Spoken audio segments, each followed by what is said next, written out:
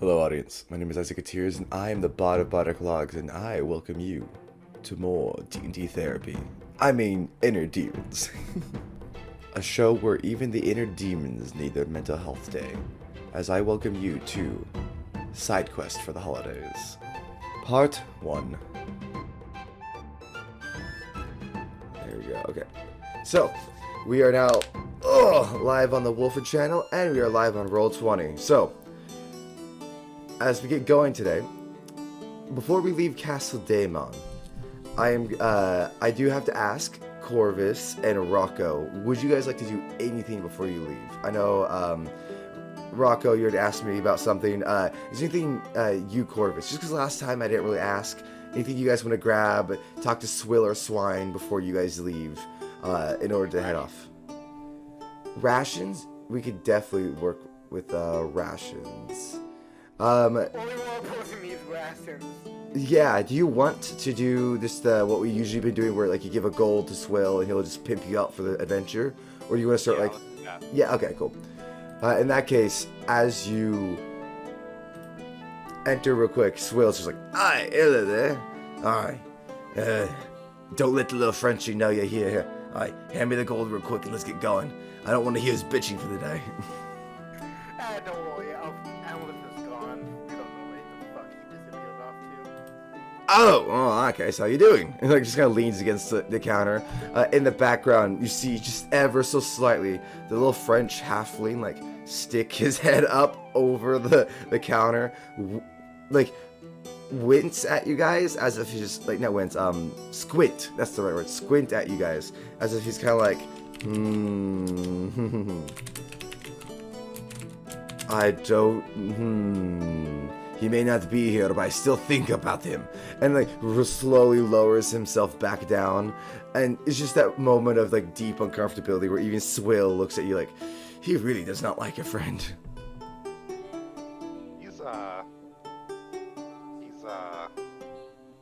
Yeah, I think that about sums it up.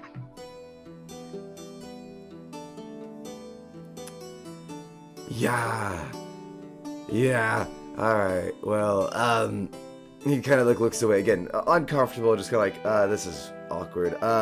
Anyways, so, anything I can help you guys with? I know, Rocco, you had a little bit of a special order. Gorvis, are you gonna need anything? No, I would probably take a bronze broom. Coming up, he goes and grabs a mug, slams it into this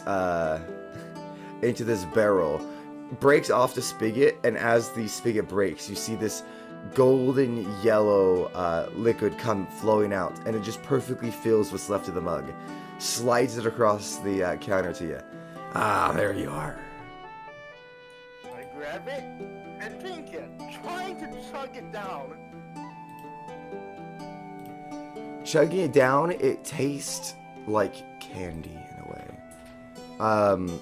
I wouldn't say it particularly is like sweet like candy. It just tastes like candy, and that's what's very particular.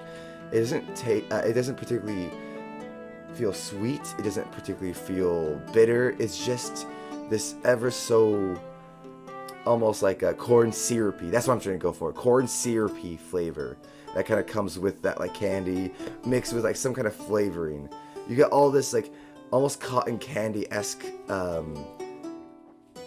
realm of goodness. I'm just messing up describing a drink. My God. I'm drinking water very loudly. Yeah, quick, drink water loudly. Distract me. I know. Sorry. No, you know you're good. I'm just kidding. Well, yes. As you feel the magic, there, like cotton candy, the different colors go through your vision as you feel the magic enter your body. As you see red and blue, and you suddenly see just the little image of like a small halfling dressed like a bard giving you a thumbs up. Nice. Alright, and with that, are you guys all good with Swill and Swine? How much do I owe him for the rations of my special special request? With your special request, let's make it 2 gold just for the special request. Alright.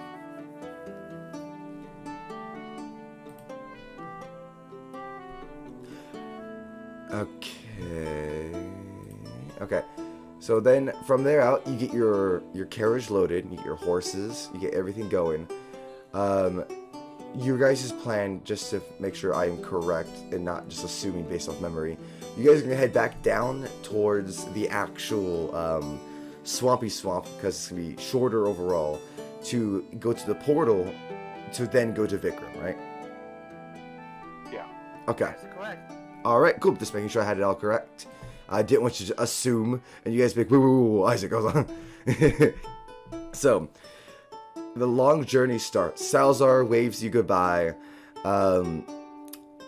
handing you, Rocco, and I believe you as well, Corvis, the note, that has both the instructions on the extra, little quest he's sending you on, Rocco, but also at the same time, it also just has the date that you guys are supposed to come back by. So like a reminder, a calendar to help keep you guys on track and to keep track of your movements, etc.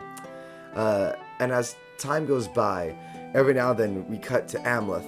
Amleth, you're riding on your horse, you're going day and night, you're in your mind, you're constantly concerned and worried about what you'll see, what you'll find. You haven't seen your family in forever.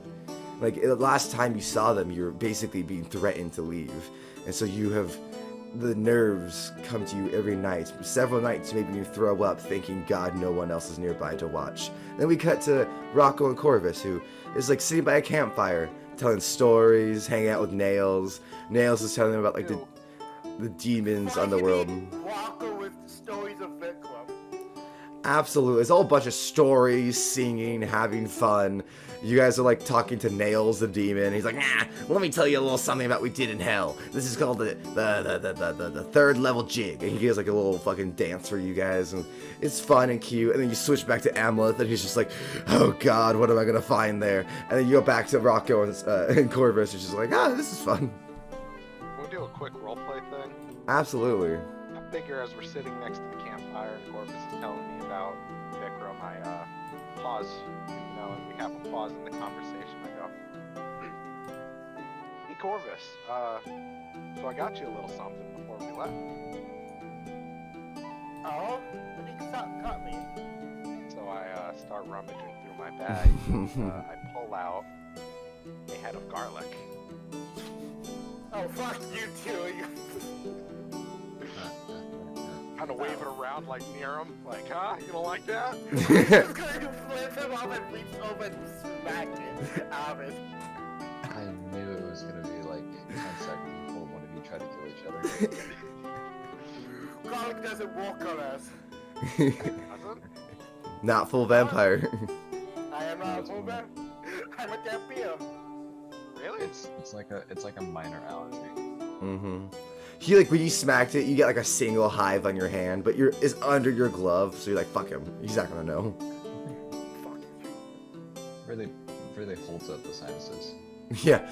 Throughout the night, you hear just Corvis sniffle, and that's it. Dude, I knew a guy in like Elfner's Rise. His whole home, like when you walked in the door at the top of it, there were just several bulbs of garlics just strapped up there. And just in his bed, he had a whole bunch of garlic just, you gotta ask, how much does this guy spend on garlic every week, But like, he told me he had some run-in with vampires, and he didn't give any details on what happened, I pressed him, but dude, he was just so freaked out, he had to have garlic around him everywhere, so I was confident that this was gonna work. It's really not gonna work, Corvis. Not me, at least. So how am I supposed to keep it from sucking my blood? Sus, ask me not to? Ask nicely? Like, I'm gonna pick the garlic off of the ground and I'm gonna brush the dirt off of it and be like, Hydropando. whatever, I'm keeping it anyway. I mean, it might be useful against full vampires. I don't know. Hydrate. So you best not do just rave around holy symbols, that kind of shit around Vikram. I Alright, like that's fair. that Corv is like, look, if you're really that freaked out by vampires, how about you fucking try not to be? Don't be. Don't be. Outside of very few assholes, like, you know, the one that told me, most vampires, at least the ones I've met, are not assholes. They want to suck your blood out without permission, unless you piss them off. Well, don't suck my blood, Corvis. I like my blood. I especially like it when it's inside of me. A lot of people like it when the blood is inside of them. Nails, don't guys. want- I'm more likely to tickle you with my teeth. You don't scare me. You're like a little football. I could just. I could just pelt you. I can punch you. You can't punch Corvis. Can you punch the fucking 6-foot guy in armor? No. Yeah, Corvis wants my blood. I don't think there's anything I can do about it. I'll just have to be like, all right, here's my neck. Go for it, buddy. Alright, I'm the squishy sorcerer. Just make it quick. You're literally gonna be like sleeping with like 3 layers of clothing around your neck and face and any part of skin that is exposed. Yeah, pretty much.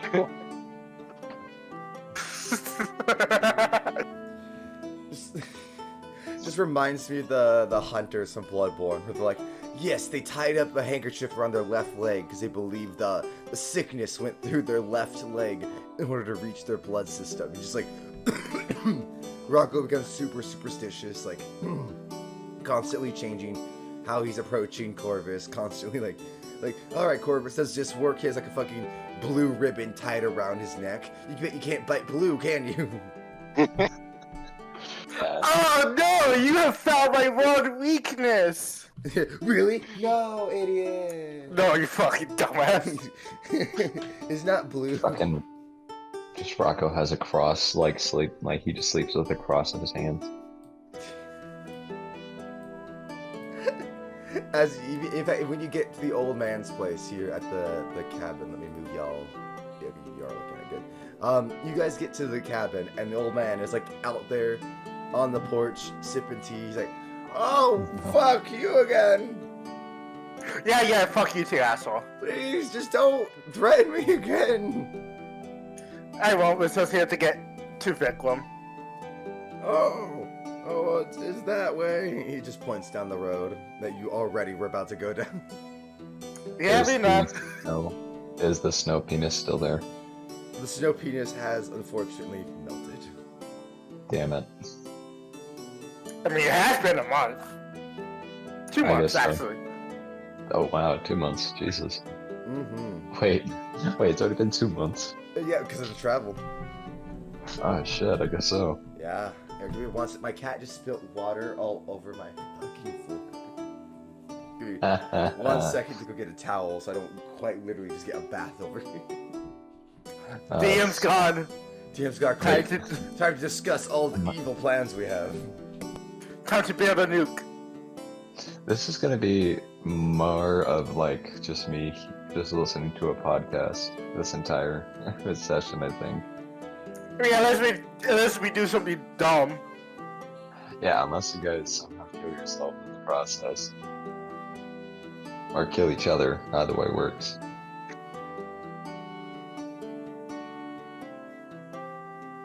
And my cats, especially my little one, Teddy, he for some reason always like tries to spill the water that's in his dish.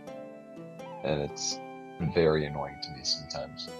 Because I use like bottled purified water instead of like tap water because our tap is just so crappy. So I'm like, he's like wasting like 25 cents every single time that he like just spilled water. Okay, I am here, and I heard someone wasting 25 cents. I was just talking about how my youngest cat spills like his water dish like every single day, and I use like the bottled water instead of tap because our tap's crappy. So he's wasting like 25 cents every time. You like grab your cat. Don't you understand economics, kittens? I have literally said that for word to my cat. Don't you understand economics? Do you not understand the inflation that we are dealing with right now, you son of a bitch? Don't you understand what I have to do for you? I am literally slitting my wrist for you. And this is how you treat me. I bleed water so that you may drink, and here we are. Are you streaming right now? Yes. Oh, okay. Is there anything I should avoid saying? Just anything outright like, saying you are doing meth. Like, we can say meth, just don't say, I'm over here doing meth currently. Kids, go do it. That's explicitly stuff like that, probably not. But you just said that, so now you're in trouble. Now, luckily, mine is just considered a warning that, like, I'm... Mine's considered a warning. Yeah, because I'm actively, if they were to review it, they'd be like, oh, okay, you were warning either a guest and or a chat member. So, luckily, I can get away with it for once. But if we repeat it again, it'll be like, okay, well, now you're just having fun with it. Yeah. So just before we go any further, because I'm like trying to decide if I should use medical marijuana that I have prescribed to me that I do not recommend that anybody else does because drugs are bad for you.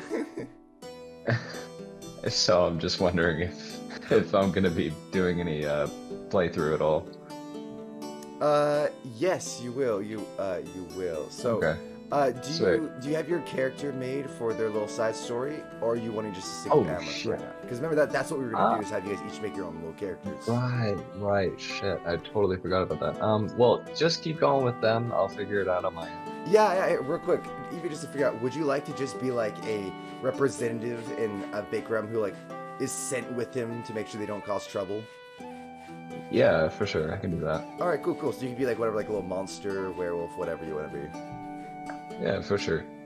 Awesome. Okay, so then, Corvis and Rocco, the old man is like, okay, well, hey, by the way, quick warning, since you've passed, there's been, little Sneevils running around.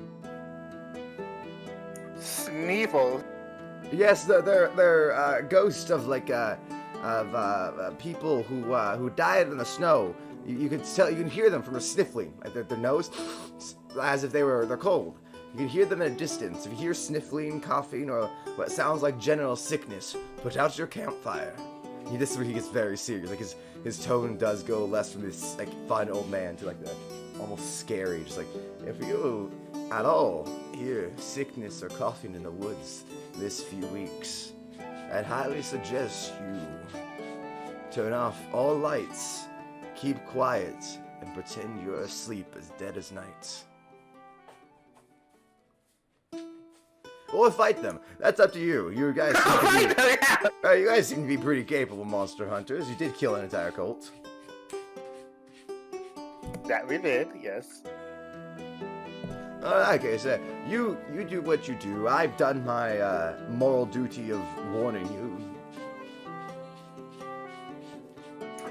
Have I ever heard of anything about sniffles? Considering the area we're currently in. Going to give me a either a history check or like a general knowledge, like a intelligence check. I have proficiency in history. Perfect. That does not matter. It does not matter. Hi guys, don't worry, I'm really good at history. I just never read this book. Okay, let's see. A 12. I would say you being around Vikram, you've heard lots of ghost stories. Having come from here, done contracts here before you joined the Inner Demons Bounty Hunter Services. You happen to have, worked in Vikram a lot, so you do know a lot of different creatures come from Vikram. Some of them handmade, some of them unique and new. Vikram itself seems to have like this necrotic energy that goes about it. So the idea of it fostering ghost or a ghost community is not surprising to you, but you do not inherently know the history or a lot of knowledge about the Sniffles. Gotcha.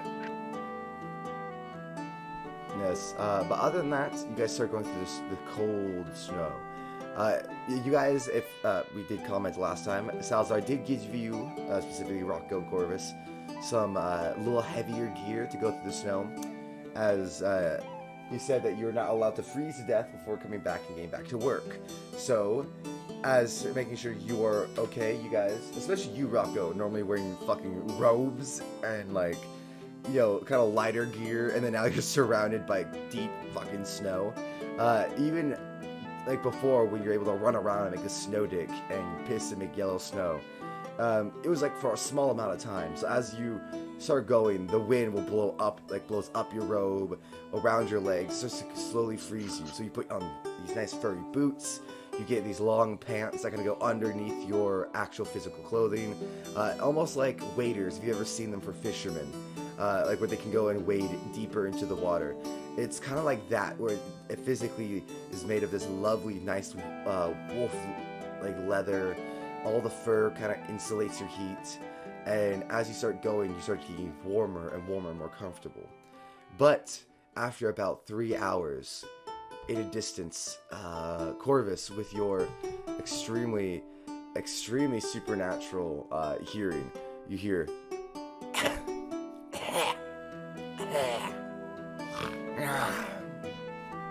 about 60 feet off to the southward of the actual pathway you're taking. I hear what? Sorry, you cut out there for a Oh, bit. sorry. Okay, I don't know if it actually came up on the mic. Let me see if I can make it a little bit louder.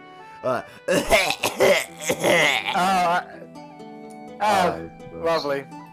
And like I hear some. intense sniffling. I'm going to tap Rocco on the shoulder. Hey, I heard some coughing and sniffling.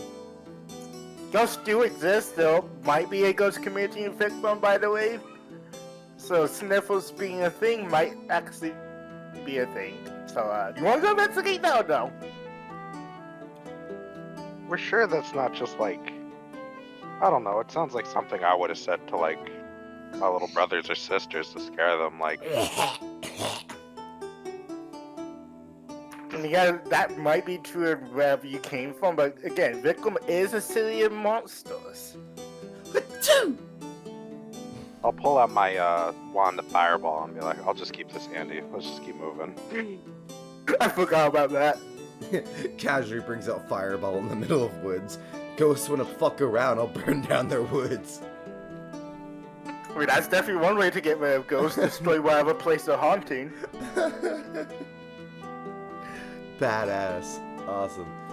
You guys, like I discussed before, you can see, even on the upper map, the other overworld map, you can see pretty easily Vikram from the actual portal area here. It's only gonna be not even a week's travel. And as you guys going through the snow, and like, there's probably a moment where Rocco, you're like, God, it's so cold, I can barely feel my hands. And Corvis goes here, feel my hand, and he feels fucking ice cold, even colder than the snow somehow.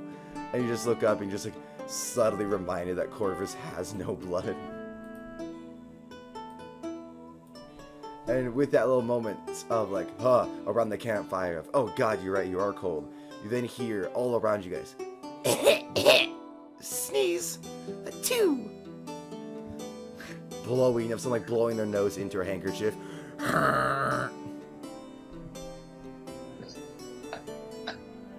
So wait, so anything about that ghost story you told about told your brothers? As I say, as I kick snow onto the campfire.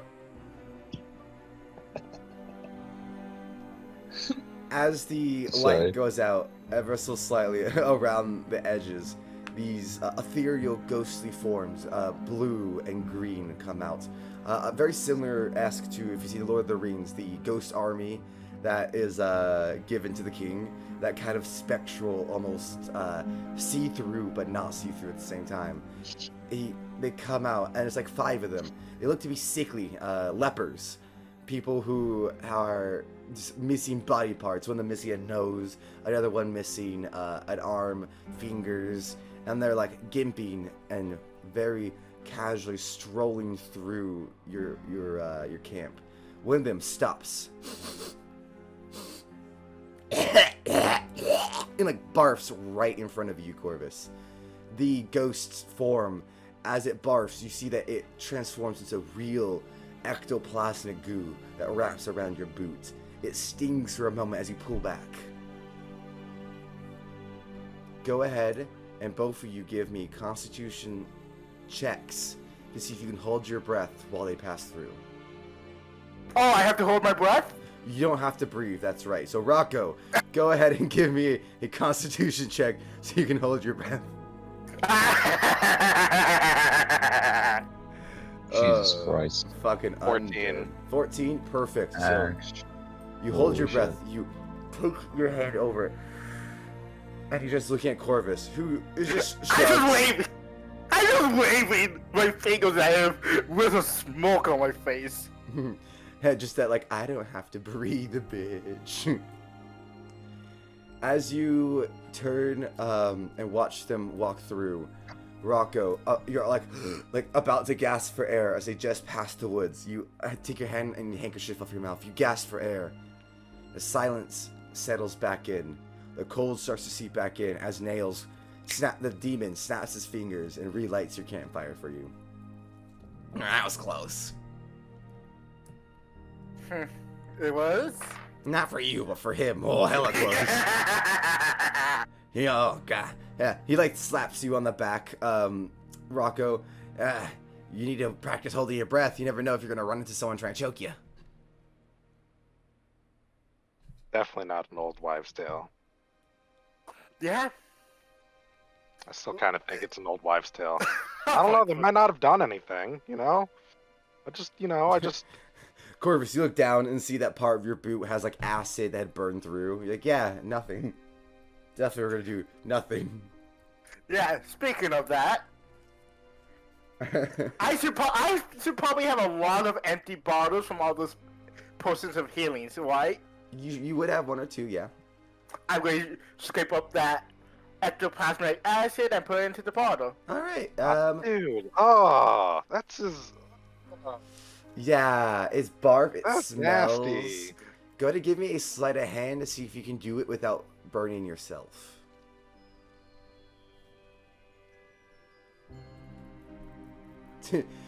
Try you too. Alright, well, okay, so you basically take the snow and you make like a little cylinder in the snow, like a hole that it starts to flow through. You put the bottle at the end of the little hole, and like a little spigot almost.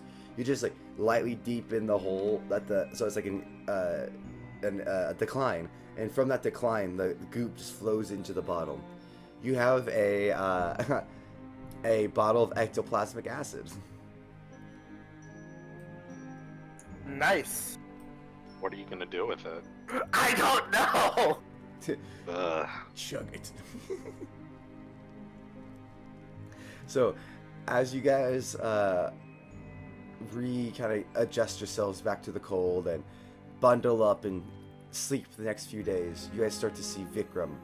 Tall black walls go over the edge of the town. Large spiked gates intimidate the local area and seem to give off a sense of terror as you approach it. Corvis, you get a sense of comfort, familiarity from it. Rocco, you get the sense of like your kind probably won't be welcome here, and if it is, you might be a snack. So, Corvis, I don't think you filled me in on, like, what we're doing coming here. Oh, yeah. Well, since Clark left before we could get to him, I was going to tell us a few of the things I found. And I needed to talk to a vampire merchant lord about a few things. Like, I want to know what I'm getting myself into here, Corvus. I'm here, we've been working together a long time. I think we work together really well. So, like, whatever you need to do, I'm here for you, but I do think I need to know what I'm getting myself into. That is true. Alright, so I'm going to that vampire, well, Motion Lord, wanted to talk about that god sword we found, because fucking Christ, well, you know, that thing was terrifying. And see if he knows anything about how to transform a vampire to a full vampire. Are you trying to become a full vampire? You know, after what I learned about that fucker who taunted me, I'm going to need to become a full vampire to face him against him and his army.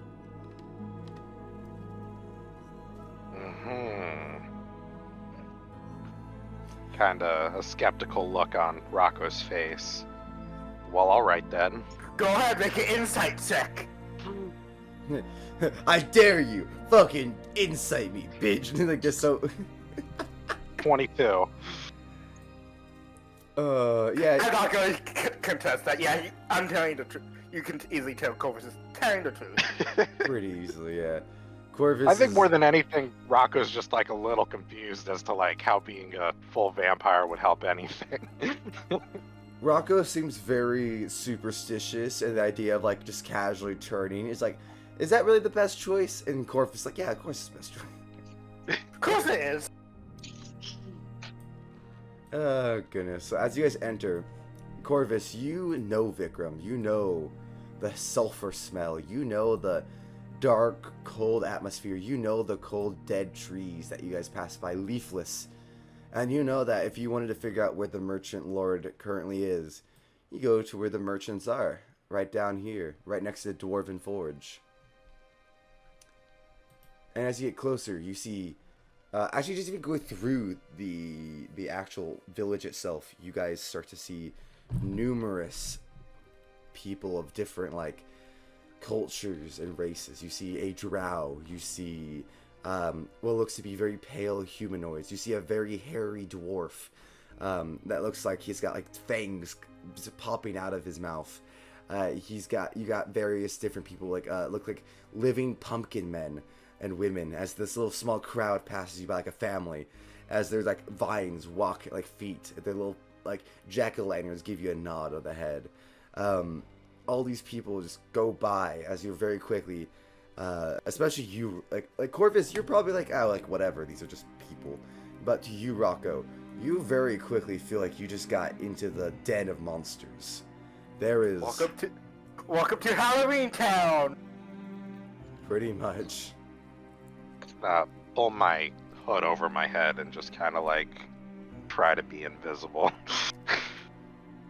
As you get closer to the market stall, you see several people. First, you see a beholder with several eye patches on eyes, going, yes, please buy my items. And he turns around, I'm watching you, do not steal any items, but please buy.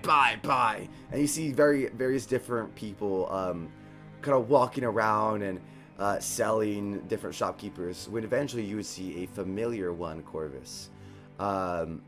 A skeletal shopkeeper, one that walks around and tends to sell books and information. He used to give you a lot of info about the creatures you would hunt and stuff. You would know them as Sir Winston. Oh, Sir Winston! Pleasant to see you again. Corvis? 'Tis I. By mine eye holes. It has been forever. Where hast thou been? Down south, I joined up with a bigger bounty hunter group. Bigger things were always meant for you, young vampire. He takes a long hit of his pipe. The smoke comes out through his little nose hole, and also a little bit through his eyes, fogging up his glasses. Well, how can I help you and your compatriots? I see you have found a demon. Hello, young demon. Hello.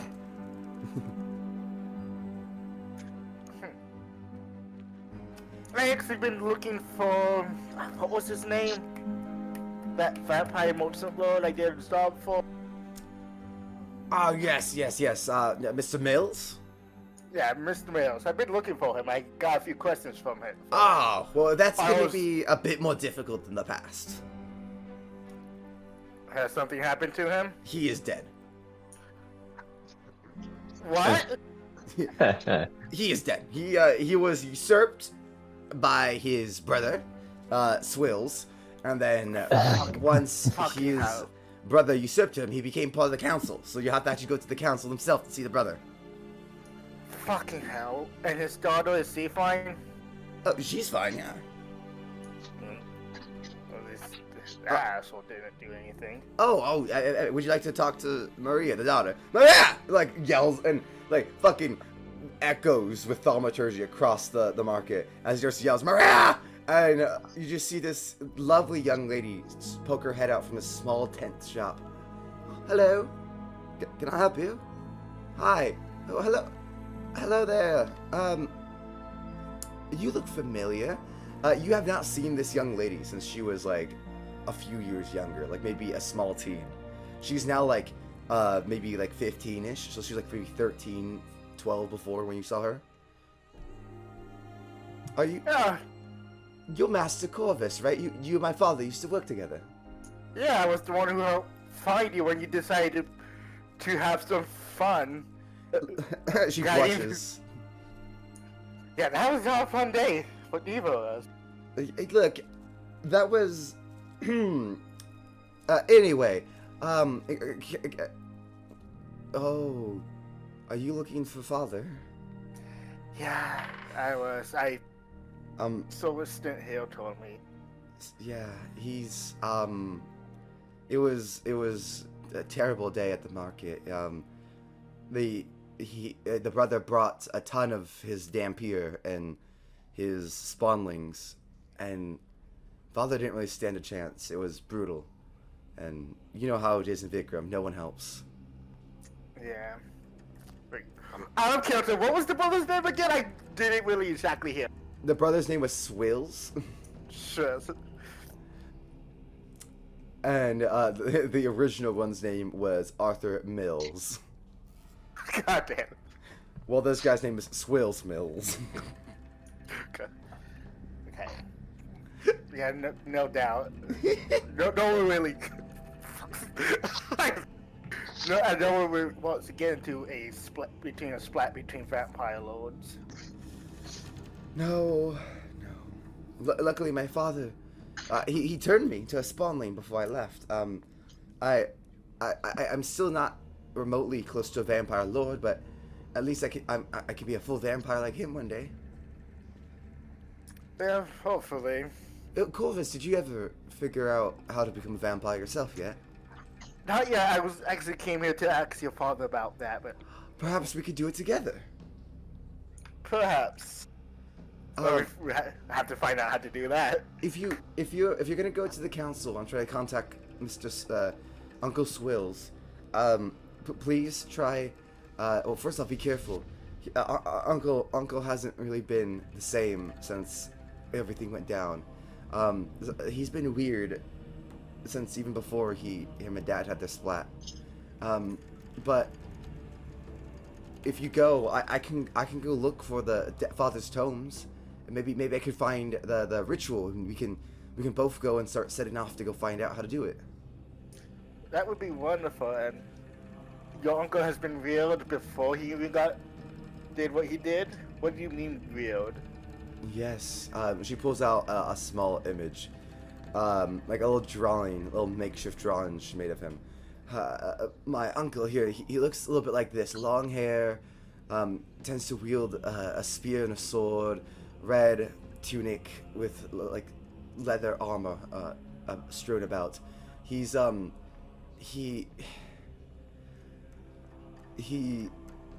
and father never fought. They were a team, and then uncle started acting weird, as if it's like jealousy or envy, but toxic, killing. Something was like wrong and off with him. It felt as if there was like, I don't know. I know people consider vampires evil, but you know, I mean, look at us. We're not always evil, right, Corvis? But something deeply was inside Uncle. Like, there was no political intrigue left in him. There was no political, social, economic desires. It was just this power, this craving within him. Something changed. I'm not sure what. Did he say anything about something called a Queen of Darkness? He did. He did praise Lolth. But Loth is not the Queen of Darkness, at least not from what I heard. She says, you know. No, but isn't she is what's it called? A companion of the Mistress of Dark. Is he? Yes. I mean, I know it's been a while since you're in the Underdark. Like I guess a quick refresher, if you might remember, you for your companion as well. She dresses you, Rocco.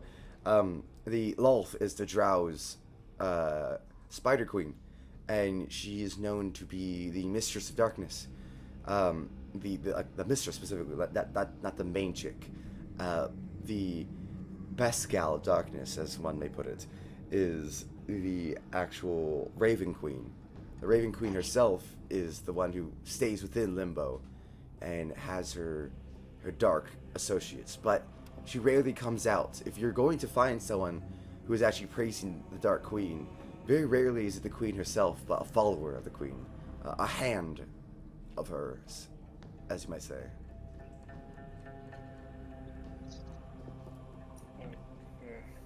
Interesting. It's been quite a bit since I've been down in the Underdark, so thank you for that quick refresher. Absolutely. Anything to help, Master Corvis. Your father's, you know, he liked you, so of course I'm more than happy to help a friend of his. But please, Master Winston speaks. Please, if you could go to the capital, let them know that Mistress Mills here requested their entry, and hopefully they should let you in. If not, well, Corvis, you've always had a way of words, as he kind of looks and winks towards your sword. Yeah. Yeah, always had. Well, takes another hit from his pipe, blows it directly outwards into like a skull shape. Must get back to work. But wonderful seeing you again, Corvis, and please do come back soon and let us know what happens with the council. Of course. Now, from there, even just turning and looking towards the center over here, it is intimidating. There is the massive, multi-leveled citadel, the outer wall and the inner walls, with the massive crow flag hanging from above, as you see several, just on each tower. Like, you don't need that much to hold a wall of, like, troops. This is still a heavily armored wall when it comes to troops. You see people going back and forth wearing spiked black helmets, and in the front a vaguely familiar face, someone you probably might have even despised, Corvis, just because he's kind of a cruel shit of a governor or a sheriff. But this Dark Knight, this guy in all black armor, looking very let me see, I should be able to get here. Dark Knight, out in the front of the actual courtyard. He's very, very known to be cruel. He's like the captain's guard of the of everybody. You can kind of vaguely make out his features yelling at the people along the wall. Get back to work! Keep marching! If I see your legs drop, I'll cut them off. That fucking asshole. Who is he? Basically the captain of the guard of the council. Mm-hmm. People just call him the Black Knight. He doesn't really go by his human name anymore. Know what his name is. Everyone calls him the Black Knight. Fuck is a complete asshole, as you can see. Ow! Isaac, I think your camera is on for roll 20. Oh, I think it is. let me turn that off. Like, sorry to break the the RP here, but No, you're good. How dare you? Yeah, how dare you? and you saw my DM, right? Let me check. Okay, cool, perfect. I was just gonna ask, so that's perfect. Okay, so as you guys approach the gate, your skeleton friend Winston speaks up. Oh, real quick, I do have a compatriot who is looking for some work. Would you mind some company with you? No, I wouldn't mind some company. Who are they? Clapping his hand, and then as you come forth from his let me bring up the image so you guys can see. So coming forth from his physical door on the back, here he turns around, shakes it, tied up and bound. You fall out, Cammy. Ow. Which the fuck? What? Oh, man. He owed me debt, and now he's gonna work it off. Yeah, that's what I'm doing. You sound so man, defeated. I love it. Just yeah. Hi, everybody. My name's Cammy. I'm human, and I'm a fighter, and all that stuff. I also have pretty crippling anxiety, so yeah. Try not to make too much fun of him. He starts to cry easily. Yeah. What? Just completely different than Amleth. Yeah, I'm ready to help you guys with whatever you need. Yeah. So Corvis, as you take your new found friend and Rocco and Nails, and Xena, who is always just there very happily. Oh, yeah, I was going to sell those 2 puppies to him too. As you head towards the gates, you see the Black Knight looks down. He jumps from the top of the tower, poof, right in front of you. Long time no see, troublemaker. Yeah, I need entrance to see the counselor. Again? Every time you come by, you need to see them. Considering I work for them a lot. Yeah, you're so special, Corvis. You can see even through his eyes, he narrows his eyes towards you. I was just going to smoke right in my face. Hey, it's not my fault they rather hire outside work to take care of their problems. You can tell, there have been numerous times you were hired to do his job for him. To essentially handle the ruffians. And as you, he slowly grabs the gate, knocks on it hardly. Cammy, you probably even get like a little jumpy, like, that's really loud. Yeah, I'm just like kind of like hands crossed and just kind of like uncomfortable all around. Oh yeah, for someone who's so anxious, just the pure tension that is going between them is really like anxiety inducing. Yeah. The gate opens. Get in. Yeah, well, I was just going to walk right in. Going through the extensive works of the inner castle. I'm not gonna bring up maps because my god, when I try to think of bringing up a map for that, it was like numerous hallways and all this stuff. But basically, the main part of it is that it's a giant castle, a fortress of unimaginable aptitude. You see ballistas marked on it, trebuchets everywhere. You see even werewolves very lightly roaming the area. And as you enter the castle, you enter into the council room itself. Let me bring you guys to the council room. I always do that. I always like click on it and not drag the player fucking flag. So you guys enter the council room. Entering kind of over here from the distance, you guys can see a crowd around the table. various figures, including Lord Mills, someone familiar to you, Corvis, but you haven't seen in forever, Jarl Misriel, the werewolf. How do you spell that? Jarl, so just like a classic Viking Jarl, so Jarl, and then Misriel, so Mizearal.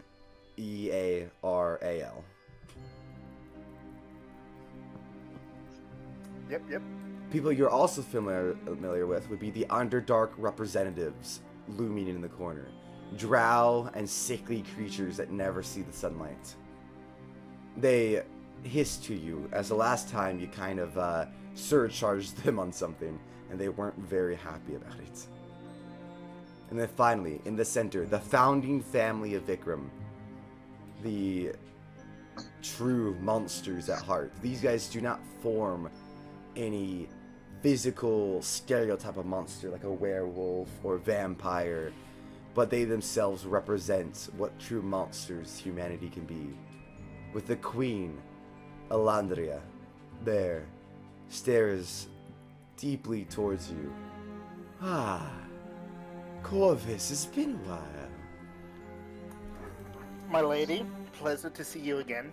As you say Corvis- that, directly in front of you, her, the entire council's, secretary, Recluse, the guy who always never lets you get close.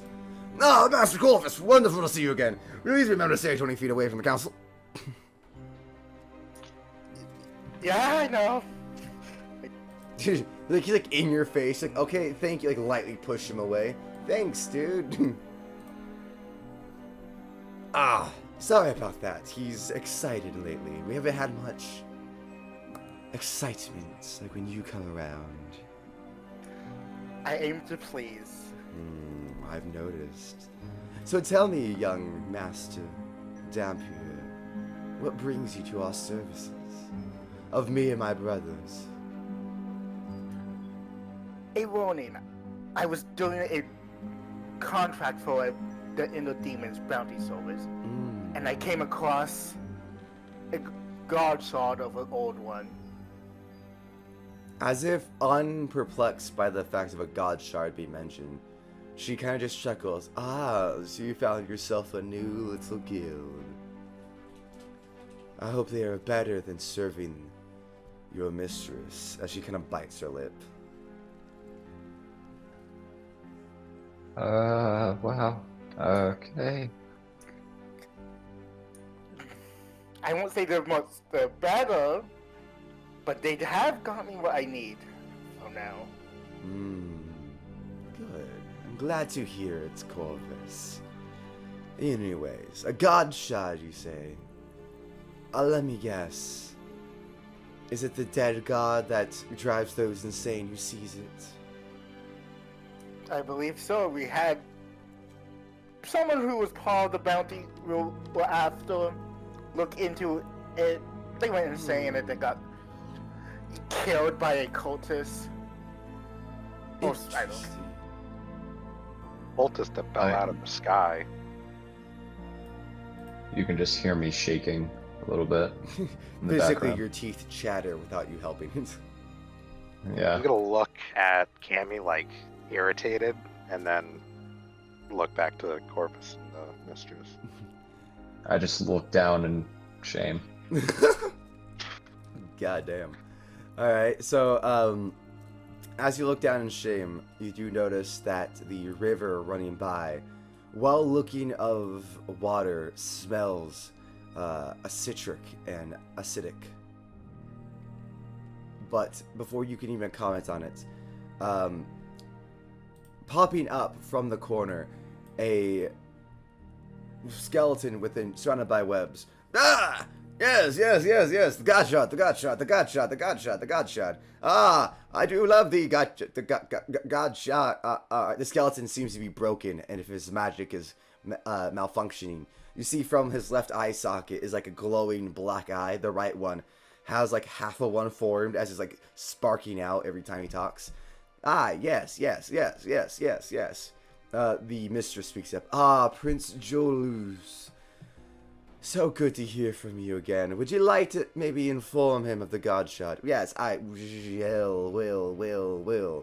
The God Shard is like the jaw falls off. He picks the jaw back up, puts it back in his skeleton mouth.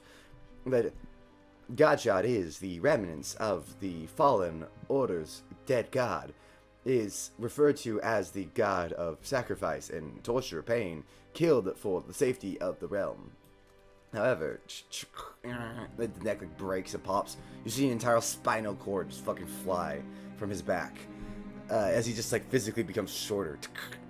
I must add that the God Shard is only the remnants. The true God himself has been dead for many years. Power must be weak enough. What did you eat? The skeleton looks to you with a twitch to his head. What did you see, Master Corvis? A large black tentacle coming out of a dead treant. Dead treant. The treants have not been a prevalent feature of race for the last 50 years. Well, let's see. So that means within the last 50 years, that one was infected. And you see that it starts to get up, but then immediately its legs break and it just falls to a torso on the ground. Keeps talking. Let's see. I would like to think that this is the god of the, God, what is it called? Let me just look it up. I always forget its name. D&D gods. This leads me to believe this is the Prince of Lies. The Forsaken One, killed by other gods. King of Lies? Prince of Lies. Prince of Lies. Do not call the prince the king, or else the king of miscreants might punish you. Oh, be nice to him, Jolus.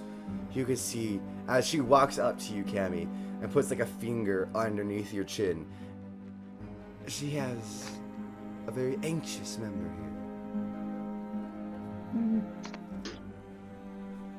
Now, you have the name, you have an idea of who they are, and you know that we know now, and that we will see fit to handle this as we please. Anything else I can help you with, Master Corvis? Are you finally back to work with your true mistress? Not yet, my lady. Though I do have a question for Lord Miles. Oh. Lord Mills! She turns around, and you see him sit up from his chair, looking towards you. Yes, Master Corvis. How exactly does one vampire become a full vampire? He begins to laugh heartily, spits on the ground. The idea of one of your weaklings becoming one of us is laughable. So it's as laughable as you becoming the lord of your house. He kind of squints at you, because very clearly you basically just called him out for killing his brother to become the lord. Yeah, I don't fucking like this asshole. Yeah, he's just kind of stares at you I'm also looking at Corvus have some fucking chill, man. That's a vampire. Oh my goodness. Noticing your anxiety, Rocco, Mills walks up to you, stares you down. He is 7 feet tall. He looks straight down upon you. And who are you, little human? My name's Cammy. I'm just... I wasn't speaking to you. Oh, okay. He looks down towards Rocco. You. Look up to him and I go, name's Rocco. Don't break eye contact, just I'll take a drink. looking at him. He takes a swig, just like I did, of water. But instead, he takes a swig of wine. I see. Wine! Yeah, air quote wine. Jesus. As it This drips is down man his Jesus. chin. I see. He sniffs you. Smells good, Corvis. Good choice to keep this one around. But anyways, he turns back to Corvis. You really think you can become a full vampire lord? Have you even made your own spawnling yet? No, not yet. Have you even drank the blood of a real vampire yet? No, not yet.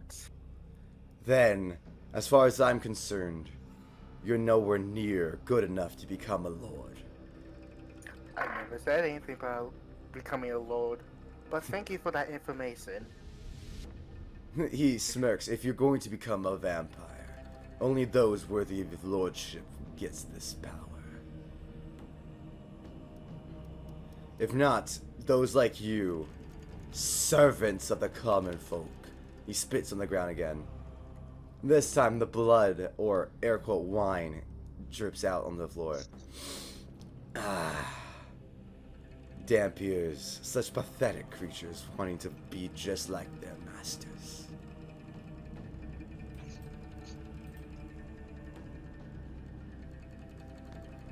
Anyway, I suggest you leave soon, and if you really, and he gets really close with a smirk, want to become a little lord, then little lord, I suggest you get to work. You have to kill a vampire, a starter, one weak enough that you can handle him. Drink his blood, and take his power. Run along, little lord, as he turns around and walks away. I'm just going to whisper before that once I know he's far enough away, but if, say, the mistress is close enough to hear me, like whisper underneath my breath, what a fucking asshole. The mistress just chuckles. Vikram, as even this far away now, you would yourself know, Corvis, is that like Vikram is probably the closest thing to democracy in this land. They truly do vote. They have representatives of each like monster race. You even see like in the distance what looks to be like an old grandpa beholder who just sits there half asleep, mouth wide open, drooling in his chair. You can see like a skeleton just tapping his fingers, just this is not bony. Like that stuff like that. Like it's even though he is a lord, you could tell that like the founding family does not inherently respect him, as everyone is kind of on the even level within the council. And the mistress laughs, puts her hand on you, Corvis, and says, "If you need to find one, meet me tonight by the Banshee Scream, the old tavern we used to send you contracts to. I might have an informant to come give you the details of a lord." Insight check on my part. Yeah, insight check! Absolutely. That's a nat 20, baby. Nat 20? That's a nat 20. She is sus as hell. You think, at the very least, from your perspective, Cammy, you think that she, at the very least, does intend to turn Corvis into a lord. But whether or not that's with his will still in place, you may not know. The way she grabs him, it seems, especially to you, Cammy, she like goes behind Corvis, like rubs his shoulders and like kind of wraps her arms around him, very controlling, as if she's like trying to wrap the control around him and grasp him within her hands. It unnerves you, Cammy, a lot. But you, Corvis, you're kind of like, oh. I'm going to do a maneuver my tactical assessment. Absolutely. You, 15 in total, fucking hell. Wait, no! Would that count for Bardic Inspiration too? You could do that with Bardic Inspiration as well, yeah. I'm going to see him! What the fuck is going on? Oh my goodness. So... 17 in total, goddamn! Just barely making it, Okay, you take off her hands from around your chest. You hear her try to whisper these poison words within your ears. You kind of get that like thank you, but not no thank you, but thank you, but like please don't touch me kind of like look. Where you're like, oh okay, thanks, mistress. As she just kind of like giggles. I love playing with you, Corvis. I'll see you later.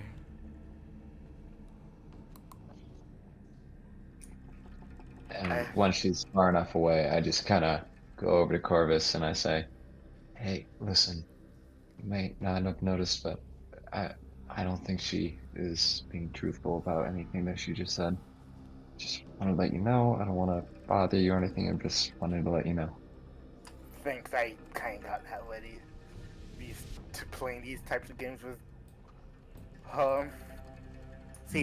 she enjoys these kind of things. Even Right. Even if the other person does not. Corvis, Oh, I would what do even you- say you would probably be vaguely aware that, like, with how much you used to work for them and the council, now, like, she does this all the time. This is, like, kind of just how she keeps herself busy. Toying and being ever so slightly seductory and stuff like that.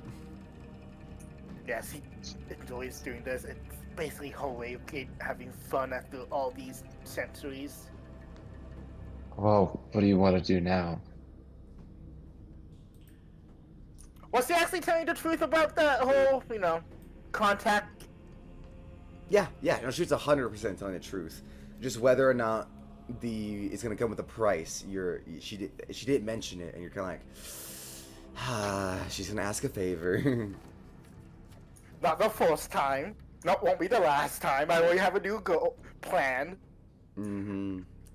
And as you leave that kind of council room, head back outside. And if you like that video and like to see more content, please drop a like and subscribe to Wolfer28, or give us a follow and a rating on both Spotify and iTunes as Bardic Logs. Thank you very much. We hope to see you next time.